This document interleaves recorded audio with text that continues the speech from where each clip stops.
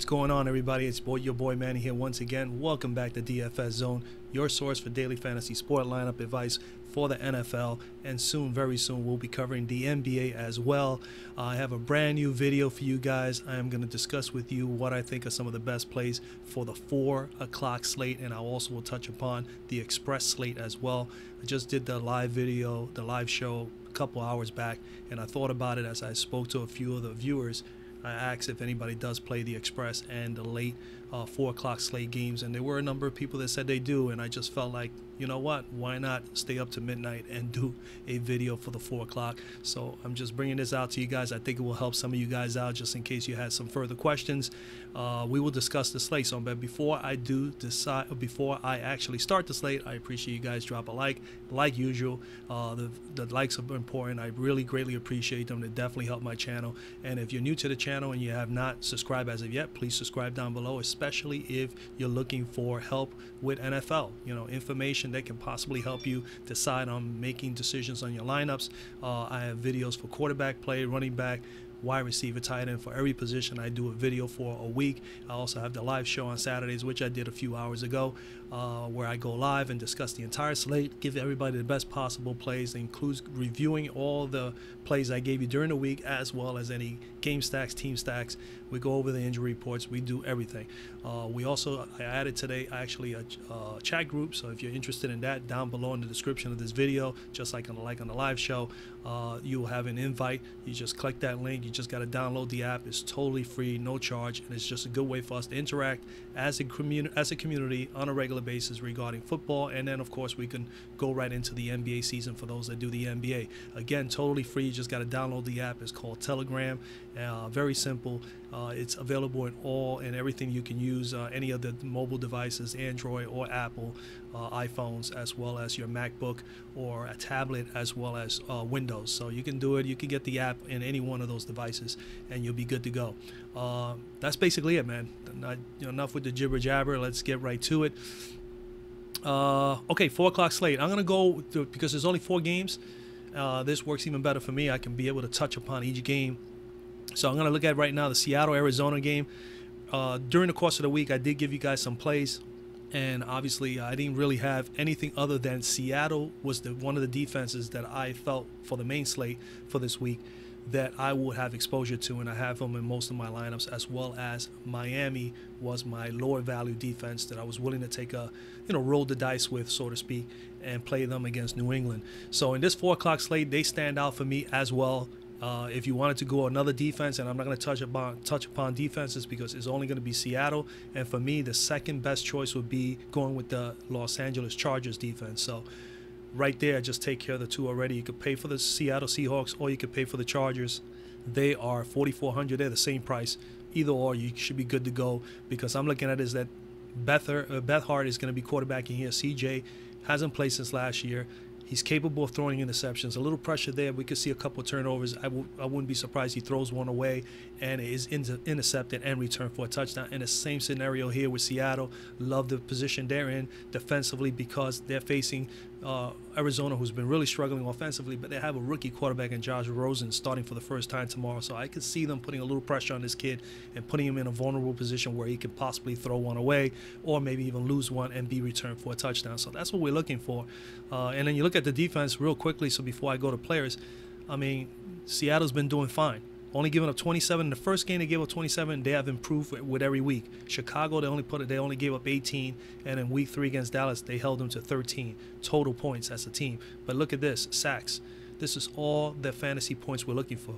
They got 7, 7, and 15. They have a total of 7 interceptions during the course of those 3 games, pretty much 2 interceptions per game, and now they're going into a situation where they can get maybe another 2 turnovers. So that's one of the reasons why I am favoring Seattle in this matchup and in this actual 4 o'clock slate, and as well as in the main slate. If those of you that are watching the video now did see the live show and my video during the week of the tight ends and defenses.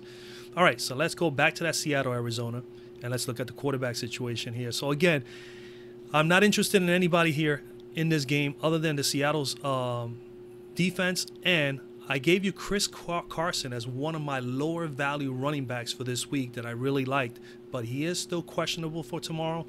And if he does not play, then I will be willing to just jump on. If I was to have any exposure to any running back in this game, it would probably be David Johnson.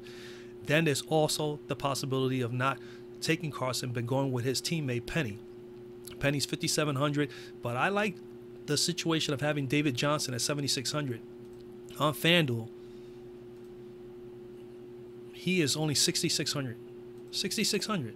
So, excuse me, on DK. On DK, he's much cheaper at 6,600 with his upside, with the kind of play that he can give you. He is dangerous. He's a dual threat back, but they need, like I said in the live show, they need to give this guy a lot more touches. He needs to be on the ball, pretty much touching that ball, at least the majority of the snaps, if they're going to have any success in moving the football and possibly putting themselves in position to score. So David Johnson is very integral part of this team going into this game tomorrow. If they don't utilize him in that way, I don't see it happening. But if you are interested in having any exposure to this game or in this slate, the 4 o'clock slate, you can have some exposure to David Johnson. I truly believe he's a good play, especially on DK.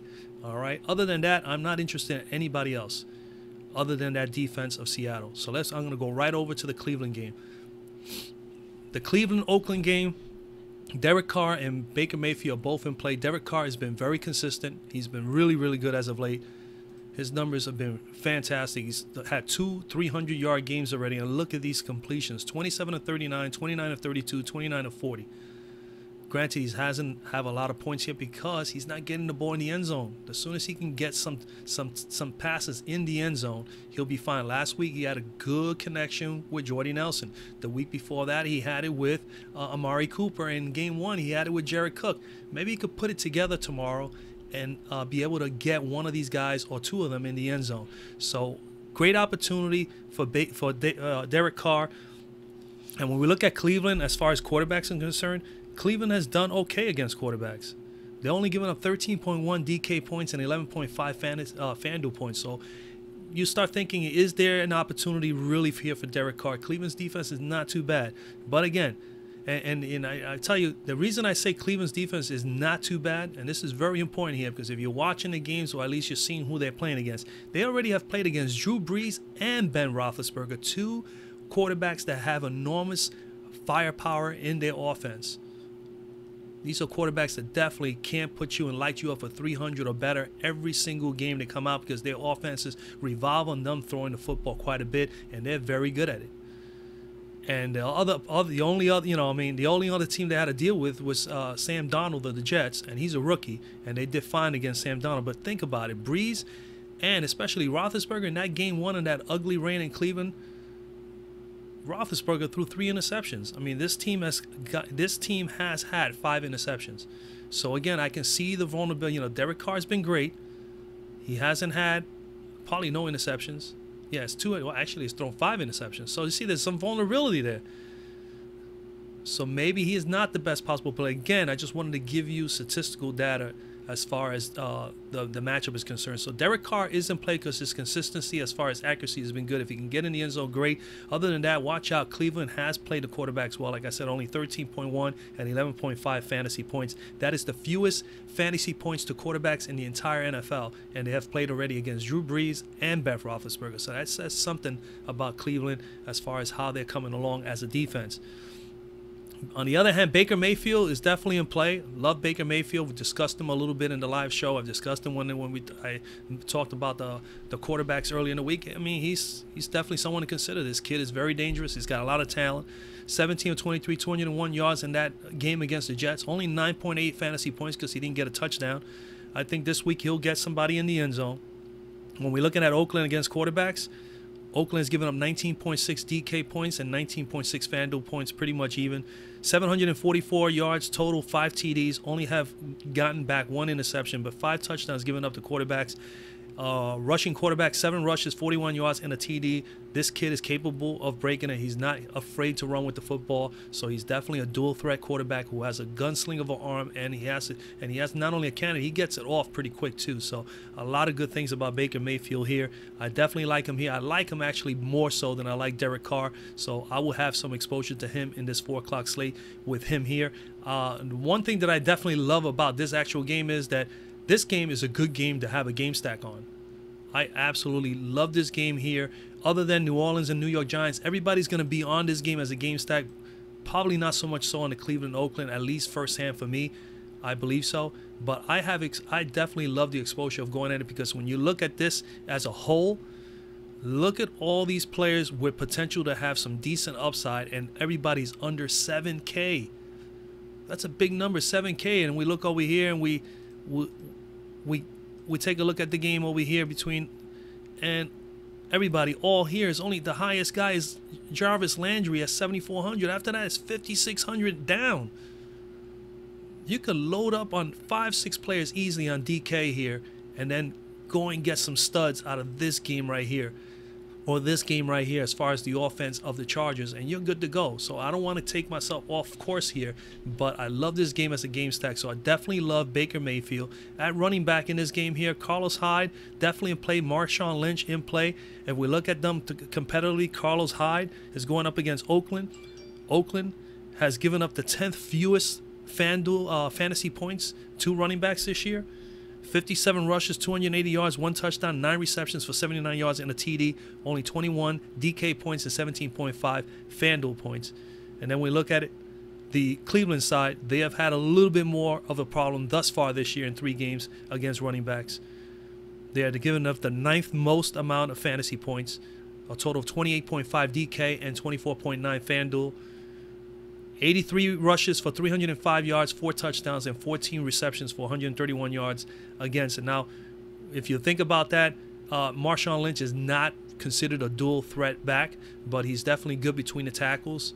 So you can consider that. I don't think it's a big concern. I think if anybody, I'll probably be more so on Carlos Hyde, because he's capable of being, he is definitely a better receiving back that can actually be very dangerous on the open field. So I would lean more towards Carlos Hyde if you're thinking about a running back in this game. And again, like I said, if you game stack this game, then I am all over Carlos Hyde as opposed to Marshawn Lynch. At least in my opinion, I will go that route. Okay, so that's where I'm at here. I'm not on anybody else on the matchup. Obviously, you could always consider Duke Johnson or Nick Chubb, but they get very minimal touches. We'll go to the wide receivers in this game. Jarvis Landry, Cooper, Nelson, they're all in play. If you want a little sneaky play, it will be Antonio Callaway, which I mentioned as one of my receivers for the week, and I also did reiterate that during the live show as well, that I think he could be a very dangerous play. But don't forget also Rashad Higgins here. He is capable of being dangerous, especially in the red zone. And then you also have here Seth Roberts that's dangerous also for the Oakland Raiders. It's going to be an interesting game. I think you can definitely, like I said, I really love this game as a game stack because of these prices. But Jarvis Landry, when we think of the receivers here, between the two teams, against wide receivers, man, 8th most fantasy points allowed by the Oakland Raiders. The Raiders have given up 36 receptions to receivers, 612 yards, 5 TDs, 45.4 DK points, and 39.4 Fanduel points. Now, granted, Cleveland has done, not that much better, but they have been a little bit better. 42 receptions, 419 yards, 3 TDs, 37.6 DK points, 28.6 Fanduel points. They are about 7 positions better than the Oakland team. So you could target definitely Mr. Landry. I mean, you look at Landry. Last game, he got targeted 14 times, had 8 receptions for 103 yards. He has had 2 100-yard games. He did 1 against Pittsburgh. He's capable. He has 20-point upside. He's also very explosive. He can put up a lot of yardage. He can definitely get 150 yards in any given game. And now he's got Baker Mayfield. I mean, if they could get that connection going tomorrow, it could be very dangerous. Amari Cooper, he was in sync 2 weeks ago with Mr. Derek Carr. As you can see here, 10 receptions, 10 targets, 10 receptions, 116 yards. Last week, he only had 2 receptions for 17 yards. So, again, they got to put that together over there in Oakland. I still like Landry better, but Cooper's in play. Nelson had the hot hand last week for Oakland with Derek Carr. 8 targets, 6 receptions, 173 yards, and a touchdown. He had a fantastic game. Vintage Jordy Nelson. I don't know if he'll be able to do that again, but if I'm leaning in between the two guys here, if I'm going to go with an Oakland player on a game stack here, I will lean towards Jordy Nelson. All right. Very sneaky down here in the bottom for receivers. Seth Roberts, which I already mentioned, as well as I like Antonio Callaway. 11 targets last week against the Jets 4 receptions. That connection between him and Baker Mayfield, and he is a playmaker. He's a big-time playmaker. He's got great open field speed. I could see Baker has got a good, strong arm, too. I could see him connecting with this kid with a deep pass tomorrow in this game. So, love Antonio Callaway, man. He is really high on my list this week, as I already have mentioned. Tight end spot here. Obviously, you guys already know. If you watch my tight end video with defense, I did put in there David Njoku. I think he's going to be in a better position now with Baker Mayfield as the quarterback. And, man, this kid is athletic. He's strong. He's in shape. He just needs to get the targets, and I think that's what's going to happen here with Baker. I mean, he only had 2 targets in a Jet game. He caught both of them, 36 yards, his best game of the year as far as yards are concerned and fantasy points. It's going to be just an improvement every week with him as he and Baker Mayfield get together. And remember, like I said earlier in the week, him and Baker Mayfield had 6 connections during the course of the summer in the preseason games. And he had about 72 yards and I think 1 or 2 touchdowns with Baker Mayfield throwing the ball to him in the preseason. So it's just a matter of time. It's just a matter of time. I think tomorrow could be one of those days. So David Njoku is definitely in play for me. All right, let's go to the big game of the afternoon and probably one of the big games of the day. Quarterback. We go to the Giants and New Orleans. And, I mean, man, as you already know, I already said that I do like Eli Manning in this 4 o'clock slate, and I do have him in the main as well. You could pay up for Drew Brees, but, man, $1,600 more. I could do so much more with getting players out of that Cleveland-Oakland game and maybe even targeting 1 or 2 players from the Charger team with Eli. I'd rather go that route. I'd rather pay down here. So, but again, Drew Brees is definitely in play. If you're having multiple lineups in a 4 o'clock slate tomorrow, you must have some exposure to Drew Brees, especially if you target this game. Just like I said, this game is a good game to target as a game stack. So is this New Orleans-New York Giants game. And I already mentioned that to you guys before in the live show. If you're watching this video again, New Orleans, best 3 guys, best 3 options obviously is Brees, Kamara, and of course Thomas. For the Giants, Eli, okay, Barkley, OBJ, and I definitely love Shepard. And don't fall asleep on the tight ends, Ben Watson, as well as Rhett Ellison for the Giants. Either one of those, I'm going with the cheaper guy, Ellison, which I did mention as a sneaky play yesterday in my sneaky play, my sleeper play video. I definitely chose the tight end, Rhett Ellison, as could be a possible sleeper here. And in this 4 o'clock slate, man, you could pay down $4,100. If he can get 1 red zone touchdown, I'll be happy with Rhett Ellison doing that for me. But Ben Watson is definitely someone in play too. So at quarterback, like I said, I'm going to go with Eli Manning. 19, 13, and 8 over the last few games. He's been close to 300 yards in the last 2 games. He's thrown 3 touchdowns. We're not looking for him to rush the ball, so we're not concerned with him there. Like I said before, New Orleans has been very vulnerable against quarterbacks. 34.6 DK points and 32.6 Fanduel points. Those are the most given to quarterbacks after 3 games thus far this year. The most. Giving up 1,037 yards thus far. But again, granted, they did play against Fitzpatrick, who went nuts on them, and last week, Matt Ryan. Tyrod Taylor did not put up those large numbers against New Orleans as far as passing, but most of this came from Fitzpatrick and Matt Ryan, and both Fitzpatrick and Matt Ryan, more so Matt Ryan, Eli's probably not the least athletic out of all those 4 quarterbacks, but he is capable. If he gets maximum pass protection, he can make the throws. So that is what I'm looking at. I'm looking at as that Eli is more than capable of moving this ball downfield and getting these guys in the end zone. And these guys giving up 10 touchdowns to quarterbacks and receivers thus far this year is quite a bit. 20 rushes for 74 yards, 1 TD. Like I said, Eli's not going to be rushing around here. So definitely give him maximum pass protection. He will do just fine. And Drew Brees is in a good spot too, but the Giants have done okay against quarterbacks, man. They've only given up 19.4 DK points and 18.5 Fanduel points. Then again, they have not faced anybody with the offensive weapons that Drew Brees brings as a quarterback, as well as the players that he has to throw to, and like in Thomas, Jin, as well as Ben Watson, and of course Alvin Kamara. So it's definitely a different animal for the Giants. This is why Vegas has this game so high, is that they're both going to be able to pick each other apart. So you can't go wrong with either of the two, but I'm willing to pay down and take Eli Manning. At running back, Kamara is definitely in play. How would he not be in play? I mean, the Giants really struggle against running backs. They've given up 26.5 DK points and 23 Fanduel points. 56 rushes, 211 yards, which is not too bad. 1 TD, but they've given up 19 receptions, 165 yards, and 3 touchdowns to those dual threat backs that they have faced thus far. So the Giants have had their issues. This is the most explosive dual threat back right now. More of a receiver. I wouldn't say maybe the most explosive because he runs well between the tackles, but he hasn't been really getting a whole ton of touches in the backfield. He's been more coming out of the backfield and getting the short passes and getting to the flats and getting the screens and, of course, the checkdowns. And Kamara's been very explosive there. He's better that way as far as the open field space when they clear it out for him. So Alvin Kamara is definitely in play. I really love Saquon Barkley. I did say to Barkley is one of my running backs for this week. I think he's in a good spot here as well.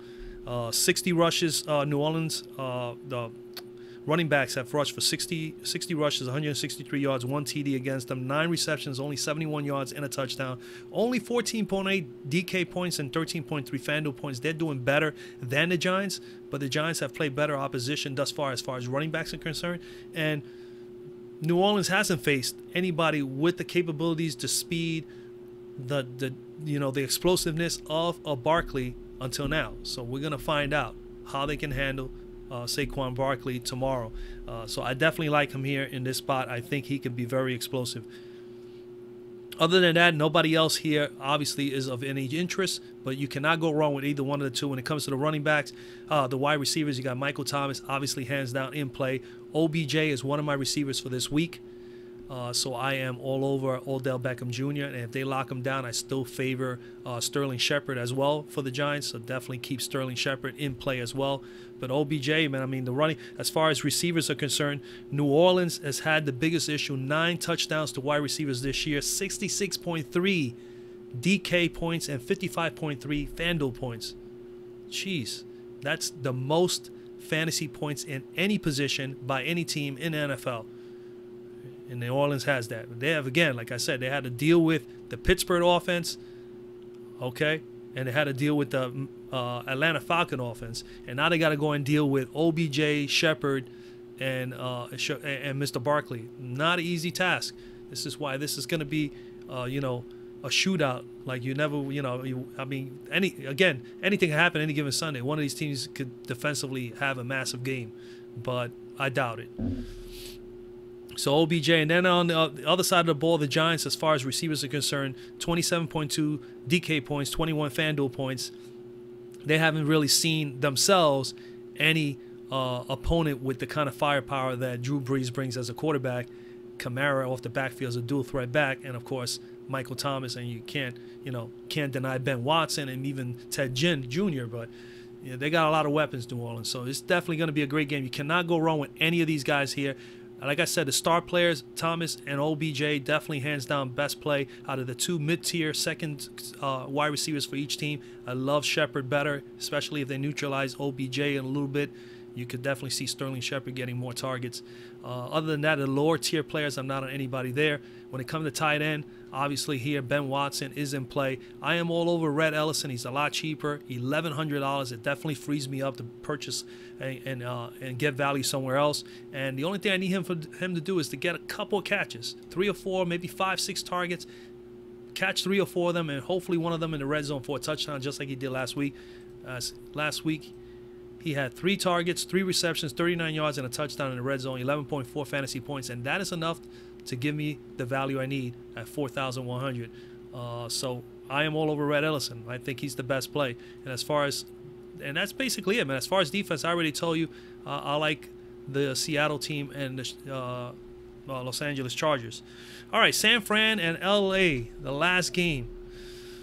And, man, at quarterback, Phillip Rivers is one of the quarterbacks I gave you this week for the main slate on my main video for quarterbacks. So I am still on Phillip Rivers. If in this matchup, you definitely got to go with Phillip Rivers. But if you wanted to roll the dice, you could go C.J. Beathard. Beathard is going to have to throw the football a lot, so you can pair him up. You got to have the correlation. You definitely should lock him in with Garcon or with Goodwin. I would probably go Goodwin, and you definitely will have to throw maybe Kittle in there. But Phillip Rivers, man, this is a great spot for him. Great spot here, man. San Francisco against quarterbacks, giving up 25.8 DK points and 23.4 Fanduel points. That's the 6th most in the NFL right now as far as fantasy points given to quarterbacks. They have coughed off 905 yards, 8 touchdowns. Granted, they have not had any defensive interceptions. 10 rushes for 41 yards, no TDs. But again, like I said, the DK points and the Fanduel points I really like here. And when you look at the Chargers versus San Francisco, they're in a good spot. They have had the 9th most fantasy points given up to quarterbacks, but they have faced some good quarterbacks. They had to deal with the Kansas City quarterback. You know, they had to deal with the Pittsburgh quarterback. You know, they've had to deal with a couple of good quarterbacks thus far this year, and they don't have to deal with that here. 855 yards, 8 touchdowns, 3 interceptions. That's the best part of their defense is they've been able to get turnovers. 16 rushes by the quarterback, 67 yards, no touchdown.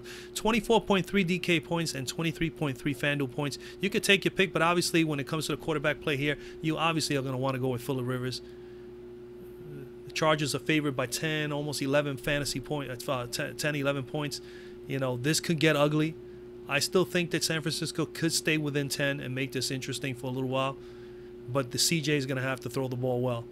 All right, and if you wanted to go and roll your dice with CJ, hey, he did play 6 games last year, and last year he put up 1,430 yards. He did have 4 touchdowns, but he had 6 big interceptions. That could be critical here. If the Chargers put a little pressure on this guy, you may see a turnover or 2 here. That's why I like the Chargers' defense here as one of the defenses in this 4 o'clock slate, and they're probably one of the better defenses to take in general in the entire slate, in the entire main slate. His completion ratio was not that good, 55, pretty much 55%. But what I did like is that he threw the ball 37 passes per game. I mean, so he threw the ball 37 times a game. He's going to need to throw 37 times tomorrow. And who knows, he may have a better completion percentage ratio and maybe a couple of touchdowns and make this game interesting. But he's going to have to throw well, and he's going to have to find Goodwin, maybe Kittle, you know, or Garcon. He's going to have to find somebody in the end zone. When Matt Breida still hurting, Alfred Morris also the same. Tough spot here, man. Phillip Rivers definitely in play, probably the best play there. Over here, Melvin Gordon, one of my running backs for the week.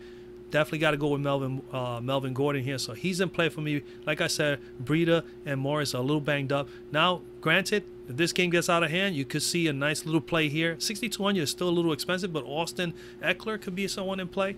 Other than that, I mean, there ain't nobody else on running back here. There's really not much to discuss. San Francisco against, they haven't faced anybody like Melvin Gordon. Dual threat back, Melvin Gordon.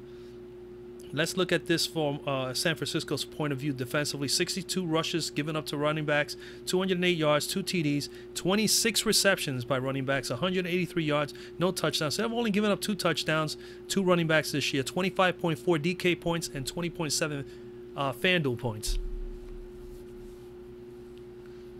That's 15th most in the league, so in there they're kind of like in the middle of the pack as far as San Fran. But again, they really have not faced anybody with this kind of with a team with this kind of weapons and a dual threat back like Melvin Gordon. He's averaging 22 fantasy points already, and these guys give up 25. So I could see him, you know, and you look at that, he's got high 20s, definitely got 30-point upside. He's done that before in his career. So I mean, this is going to be a long game for San Fran, especially if this guy gets going. Wide receivers, as far as the receivers are concerned, during the week, my week receivers video, I told you that I definitely like Mike Williams, and I still do. And in this matchup, you got to consider Marquise Goodwin. Keenan Allen is definitely in play, but he's a little banged up. He's still questionable.